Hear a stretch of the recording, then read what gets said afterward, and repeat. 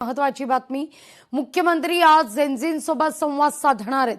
नागपूरमध्ये तरुण तरुणींशी थेट संवाद साधला जाणार आहे। जेनझींच्या मनातील प्रश्नांना फडणवीस आज उत्तर देतील। या सगळ्याविषयी अधिक माहिती घेण्याकरता थेट जाऊया आपले प्रतिनिधी ज्ञानेश्वर पवार आपल्या सोबत जोडले गेले आहेत नागपूरवरून। ज्ञानेश्वर, याच ठिकाणी रेशीमबाग मैदानात बरोबर सकाळी 10 ते 10:30च्या दरम्यान मुख्यमंत्री पोहोचतील आणि जेनझींशी संवाद हा साधला जाणार आहे। पण याला पार्श्वभूमी आहे ती अर्थातच छात्रों की गूंज या कार्यक्रमाची, कारण कालच हा कार्यक्रम पुण्यात पार पडला। राहुल गांधींनी संवाद साधला आणि आज राज्याचे मुख्यमंत्री जेनझींशी बोलतील। ढोल ताशांचा गजरही होणार आहे। कसं या ठिकाणी सादरीकरण होईल, कारण विश्व विक्रम नोंदवला जाणार आहे।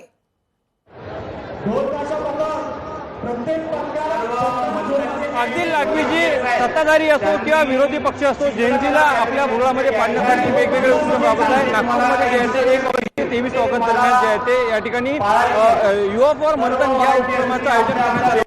समारोहात मुख्यमंत्री देवेंद्र फडणवीस यांच्या हस्ते केलं जाणार आहे। आता सध्याला ज्या ठिकाणी कार्यक्रम आहे त्या कार्यक्रमस्थळी आहे रेशीमबाग मैदानामध्ये। हा मैदान जर पाहाल तर भरगच्च असं जे आहे ते युवकांनी या ठिकाणी भरल्या गेलेलं आहे। आणि अगदीच माझ्या मागच्या बाजूला जर तुम्ही जर पाहाल तर या पद्धतीने इकडे एक ढोल देखील आलेला आहे।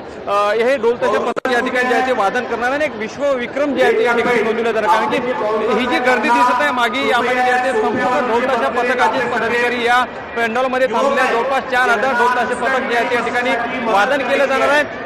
सोबतच जे आहे ते जिल्ह्याभरामधून जे आहे ते हजारो जेनझी युवक जे आहे ते या ठिकाणी मुख्यमंत्र्यांचा संवाद ऐकण्यासाठी आणि विशेषतः म्हणजे मुख्यमंत्री सुद्धा जे आहे ते युवकांच्या मनामध्ये नेमकं काय आहे ते ऐकून समजून त्याचं निवारण कसं करायचं या पद्धतीचं एकूणच आयोजन जे या माध्यमातून करण्यात आलं आहे।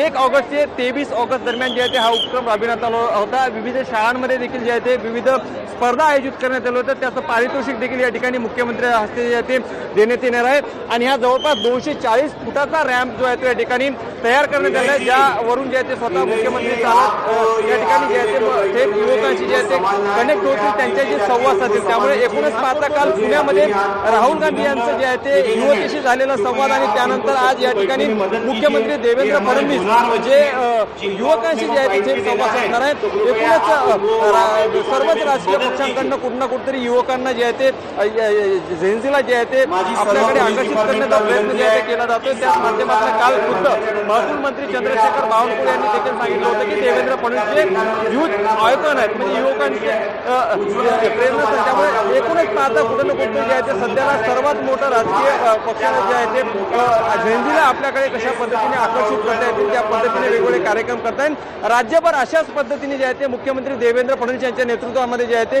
कार्यक्रम पार पडतील असं देखील काल महसूल मंत्री यांनी जे ते सांगितलं होतं। त्यामुळे आज नागपूरमध्ये पार पडणारा रेशीम बागेतील जो कार्यक्रम आहे युवकांशी मुख्यमंत्र्यांचा संवाद आहे तो त्याला विशेष अगदी जवळपास 4000हून अधिक ढोल वादक या ठिकाणी ढोल ताशा वादन करतील आणि विश्व विक्रमाची नोंदही होणार आहे। या सगळ्याविषयी अधिक जाणून घेण्याकरता येणार आहे मी तुमच्याकडे। तिथं असलेल्या काही जेनझींसोबत तुम्ही संवाद साधू शकता का?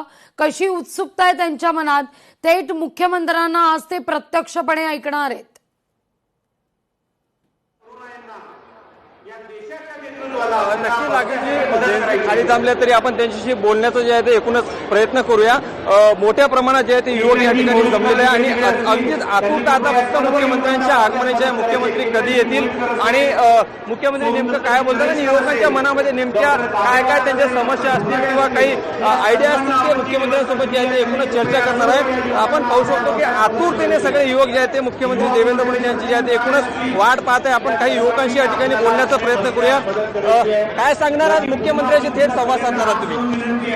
आम्हाला तर चान्स मिळाला नाही हा मुख्यमंत्र्यांशी संवाद साधायला। मुख्यमंत्री येतील तेव्हा मुख्यमंत्री तुमच्यावर संवाद साधणार आहे, तुमच्या मनातील इच्छा काय ते जाणून घेणार आहे। एक आम्ही तर फक्त त्याच जे बेरोजगारी आहे आणि जे एम्प्लॉयमेंट आहे त्याबद्दलच आम्हाला बोलायचं आहे। जर चान्स मिळाला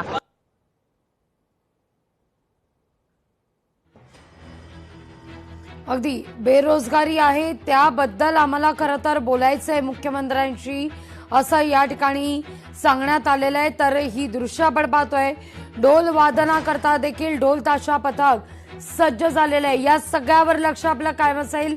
तुर्तास धन्यवाद ज्ञानेश्वर, तुम्ही दिलेल्या एकूणच या सविस्तर माहिती करता।